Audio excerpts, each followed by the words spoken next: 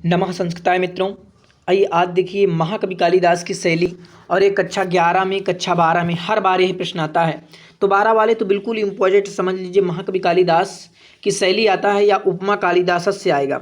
ठीक है, उपमा कालिदास। ठीक है, उपमा कालिदास से या जो है कालिदास की शैली। और या लिख लीजिए कि देखिए मैं आपको कालिदास से संबंधित 4 प्रश्न बता रहा हूँ, तो इन्हें आपको नोट कर लेना है। या तो कालिदास की क्या आएगी, तो कालिदास की आपको शैली आएगी। एक पहला प्रश्न ये बन गए कालिदास की शैली। ठीक है, कालिदास की शैली। दूसरे प्रश्न में पूछेगा आपसे उपमा कालिदास। अब किसे दे ये तो पता नहीं, उपमा कालिदास। ठीक है, मैं भी आपको बताऊंगा कौन सा प्रश्न बार बार आता है। या उपमा कालिदास। ठीक है, तीसरे प्रश्न में या कालिदास का जीवन परिचय पूछ ले। कालिदास का जीवन परिचय पूछ ले। ठीक है, ये हो गया, आप समझ लीजिए इतना जीवन परिचय हो गया। या चौथा प्रश्न है कालिदास की नाट्य कला। ठीक है, देखिए नाट्य और इधर लिखते थे कला, यानी कि जो है नाट्य कला। ठीक है, नाट्य कला भी पूछा जा सकता है। तो इतने प्रश्न आपको ध्यान देना इस प्रकार से आपके। तो ये वाला प्रश्न कई बार आया है कालिदास की शैली, इसलिए जो मैं आपको ये प्रश्न बता रहा हूँ कि कालिदास की शैली आपको क्या लिखेंगे। देखिए समझ लिए, जो कालिदास हैं वो कविता कामनी, यानी कविता कामनी कांत। ठीक है, कालिदास की शैली में कहीं उपमाओं का ललित है, तो कहीं अर्थान्यास का अर्थ गंभीर और कहीं उत्प्रेक्षाओं की ऊंची उड़ान है, तो कहीं प्रांजल पदावली का शौकुमार, और कहीं प्रसाद है तो कहीं माधुर है, कहीं कला प्रधान है तो कहीं कल्पना प्रधान है। प्रकृति के साथ तादात्म्य की अनुभूति उनके काव्य गौरव को अधिक समुपन्न करती है। ठीक है, यानी काव्य को क्या करती है, सुंदर करती है। भाषा, अब देखिए कालिदास की अब शैली में आपको 2-3 चीज़ें हेडिंग नोट कर लेना कि एक भाषा रहेगा, एक भाव अभिव्यक्ति रहेगी, रस रहेगा, गुण एवं रीति रहेगी, अलंकार रहेगा। क्या कह रहेगा, भाषा और भाव अभिव्यक्ति, रस, गुण और रीति और अलंकार। अभी जो भी आपके नीचे है तो आपको बता देंगे, कुछ चीज़ें आपको लिखना है वहाँ पर, तो उन्हें भी नोट कर लेना। ठीक है, भाषा में क्या बताएंगे भैया, बताना है भाषा में बताना है कि कालिदास की भाषा की प्रमुख विशेषता यह है कि वह सदा रसानुकूल होती, यानी रसों से भरी होती थी। प्रकरण प्रसंग हो या पात्र वर्ण विषय हो, उसके अनुरूप ही उनकी शब्दावली की संरचना मिलती है। इस प्रकार से माधुर्य के कारण उनके काव्यों में जो माधुर्यता है उनके काव्यों में, उसके कारण से संगीतात्मकता और लयात्मकता का दर्शन होता है। उनकी भाषा कैसी थी, तो उनकी भाषा बिल्कुल भैया सरल और मनोरम है। लंबे समासों का प्रायः अभाव है। कालिदास का यह शब्द लाघव उनकी कलात्मक अभिरुचि का परिचायक है। ठीक है, अगली हेडिंग में आपको लिखना है कि भाव अभिव्यक्ति। भाव अभिव्यक्ति में क्या लिखेंगे, कालिदास ललित भावों के कवि। बस इतना ही नोट कर लीजिए, कालिदास ललित भावों के कवि हैं। उनके काव्यों में कल्पना की ऊंची उड़ान, मनोभावों की मार्मिक अभिव्यक्ति और भाव सौंदर्य पग पग पर परिलक्षित होता है। रस में क्या बताएंगे, कालिदास मूलतः श्रृंगार रस के कवि हैं। कालिदास मूलतः जो है, कालिदास का प्रिय रस कौन सा है, तो श्रृंगार रस है। उसमें जो भी वियोग श्रृंगार रस। ठीक है, तो श्रृंगार के ये देखिए आगे लिखा भी है, वे संयोग और विप्लम दोनों प्रकार के जो है श्रृंगार के वर्णन में सिद्धहस्त हैं।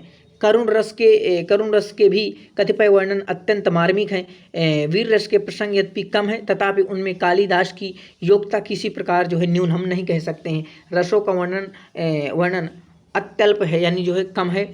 ठीक है, देखिए अब गुण और रीति के बारे में आप क्या लिखना है। गुण और रीति में तो कालिदास रस सिद्ध कवि हैं।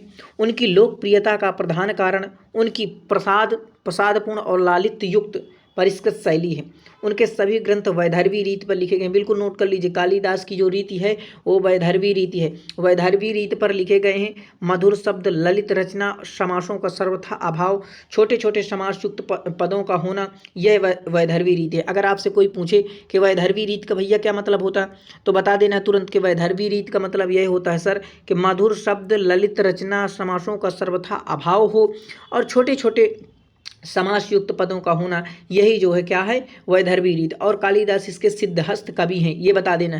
कालिदास की शैली में प्रसाद, माधुर्य, यानी प्रसाद भी है और माधुर्य तथा ओज, इन तीनों गुणों का जो है, तीनों गुणों की जो है क्या है, तीनों गुणों की जो है सत्ता है। ठीक है, इतना आपको बता देना है। अलंकार में क्या बताएंगे, कालिदास के कौन कौन से प्रिय अलंकार हैं, तो यहाँ पर आपको बताना है कि कालिदास के काव्यों में अलंकार विधान विधान अनायास सिद्ध होता है, यानी अनायास अलंकार इनका जो है प्रिय अलंकार है।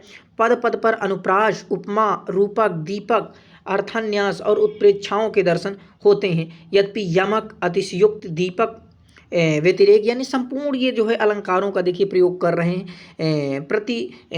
प्रतिवस्तुपमा और श्लेष, निदर्शना, एकावली, दृष्टांत, जो भी 3-4 आपको याद आ जाए तो वहाँ आपको लिख देना है। विरोधाभास, परिणाम आदि अलंकारों के भी सुंदर प्रयोग मिलते हैं। उपमा कालिदास का अत्यंत प्रिय अलंकार। उनकी रचना उपमाएं साधारण और मनोरम होती हैं। उनकी विशेषता यह है कि उनमें लिंग साम, भाव साम और रमणीयता का जो है अनुपम समन्वय है।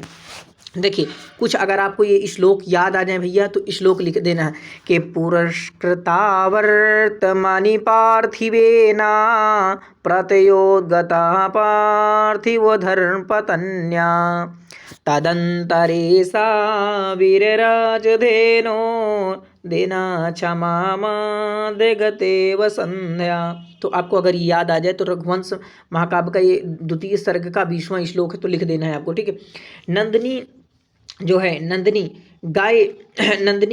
गाय जो है राजा दिलीप और सुदक्षिणा के बीच वैसी शोभा पा रही है जैसी दिन और रात के मध्य में होने वाली रक्तवर्ण संध्या, ठीक है। अब इतना ही आपको लिख देना है। और देखिए अगर देखें ये श्लोक आपका है अगर नहीं याद आ रहा, देखिए संस्कृत में दिक्कत होती है, जो संस्कृत नहीं लिए नहीं पढ़े तो उन्हें दिक्कत होती है, तो भैया नहीं लिखेंगे कोई दिक्कत नहीं है, लेकिन एक श्लोक अगर याद हो जाए तो आपका और अच्छा होगा। बाकी अगर नहीं लिख पाते हैं तो कोई दिक्कत नहीं, ठीक है। तो यहाँ आप इसे लिखें चाहे ना लिखें कोई दिक्कत नहीं है।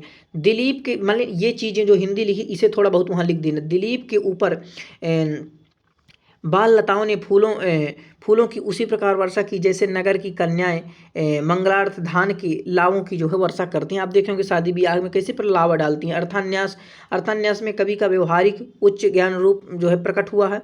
उनके अर्थान्यास सुभाषित रूप से प्रचलित हो गए हैं। कहा भी गया है कि अर्थान्यास विन्यासे कालिदासो विशेषते। तो कालिदास का जो है अर्थान्यास विशेष है।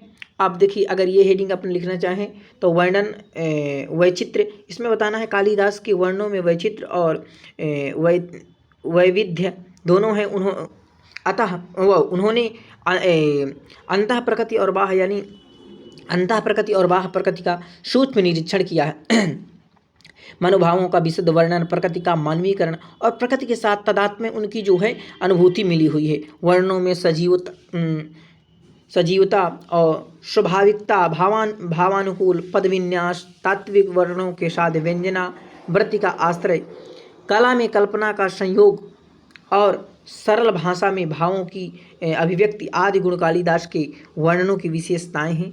संध्या काल में सूर्यास्त का कितना मनोरम वर्णन करते हैं। तो ये चीज़ आपको देखिए लिख देना। और एक हेडिंग है आपकी ये छंद योजना, तो इसे भी लिख देंगे। तो 4-5 हेडिंग आपको हेडिंग लिख लेना है। इसके बाद जो है क्या करेंगे लिख देंगे, ठीक है।